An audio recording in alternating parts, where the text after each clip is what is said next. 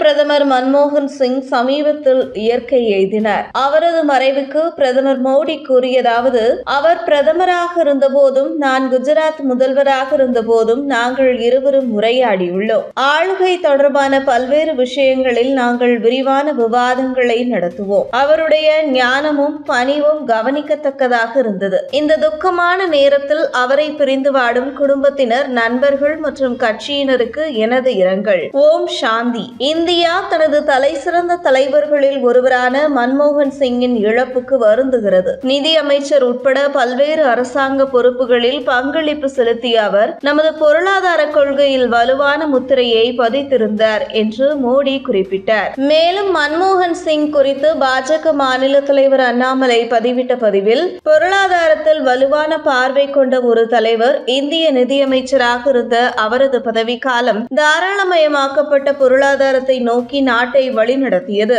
அது இந்தியாவின் தைரியமான சீர்திருத்தங்களின் தொடக்கத்திற்கு வழிவகுத்தது. அவருடைய வார்த்தைகளை விட அவரது ஆழ்ந்த செயல்கள் அதிகம் பேசியது. தகவல் அறியும் உரிமை சட்டம் போன்ற முக்கிய சட்டங்கள் மக்கள் நலனுக்கான அவரது அர்ப்பணிப்புகளுக்கு சான்றாக நிற்கின்றன என்று புகழஞ்சலி செலுத்தினார். இப்படி இருக்க மன்மோகன் சிங்கின் உடல் டெல்லி நிகம்போத் காட் பகுதியில் முழு அரசு மரியாதையுடன் சீக்கிய முறைப்படி தகனம் செய்யப்பட்டது. இறுதிச் சடங்கில் பிரதமர் நரேந்திர மோடியும் கலந்து கொண்டார். இந்த நிலையில் ராகுல் காந்தி மன்மோகன் சிங்கின் இறுதிச் சடங்குக்கு இடம் ஒதுக்காமல் அரசு அவரை முற்றிலுமாக அவமதித்து விட்டது என்று குற்றம் சுமத்தினார். கார்கே இதற்காக மோடிக்கு கடிதமும் எழுதினார். இதற்கு மத்திய அரசு நினைவிடம் அமைக்க அரசு இடம் ஒதுக்கும். அது குறித்து பின்னர் காங்கிரஸ் தலைவருக்கும் மன்மோகன் சிங்கின் குடும்பத்துக்கும் தெரிவிக்கப்படும். இப்போதைக்கு மன்மோகன் சிங்கின் இறுதிச் சடங்குகள் நடக்கட்டும். ஏனெனில் நினைவிடம் தொடர்பாக ஒரு அறக்கட்டளை அமைக்கப்பட்டு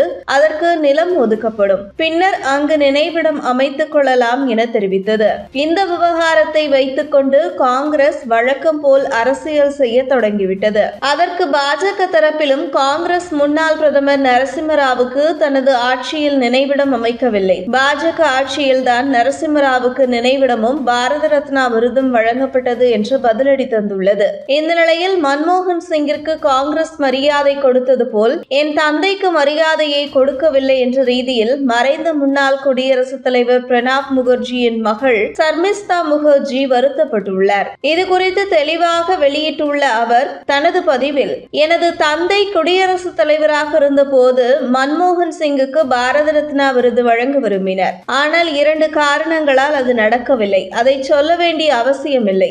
எனது தந்தை மறைந்த பொழுது செயற்குழு கூட்டத்தை கூட்ட வேண்டும் என்று கூட காங்கிரஸ் கட்சி கருதவில்லை. குடியரசுத் தலைவர்கள் 4 பேருக்கு இவ்வாறு கூட்டவில்லை என மூத்த தலைவர் ஒருவர் கூறினார். KR நாராயணன் மறைவை அடுத்து காங்கிரஸ் செயற்குழுவை கூட்டியதும் இரங்கல் தீர்மானத்தை தயார் செய்ததும் அப்பாதான் என அவரது நாட்குறிப்பு மூலம் பின்னர் தெரிந்து கொண்ட போது மிகவும் வருத்தமாக இருந்தது. மன்மோகன் சிங்குக்கு ஒரு நினைவிடம் அமைக்க வேண்டும் என்பது ஒரு நல்ல யோசனை. அதற்கு அவர் தகுதியானவர்தான் என்று பிரணாப் முகர்ஜியின் மகள் பொங்கினார். இதுதான் நேரு குடும்பத்தின் லட்சணம்.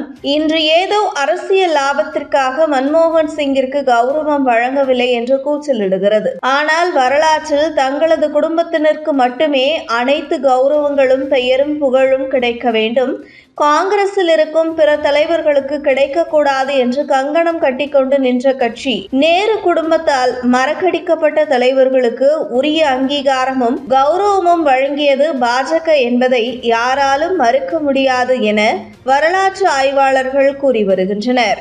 இதுபோன்று முக்கிய நிகழ்வுகள், அரசியல் தகவல்களை ஆழமாகவும் மாறுபட்ட கோணத்திலும் அறிந்து கொள்ள மறக்காமல் உங்கள் IND தமிழ் 24/7 பக்கத்தை பின்பற்றிக் கொள்ளவும். உங்கள் ஒவ்வொரு ஆதரவும் இதுபோன்று பல நிகழ்வுகளின் பின்னணியை அறிய உதவும்.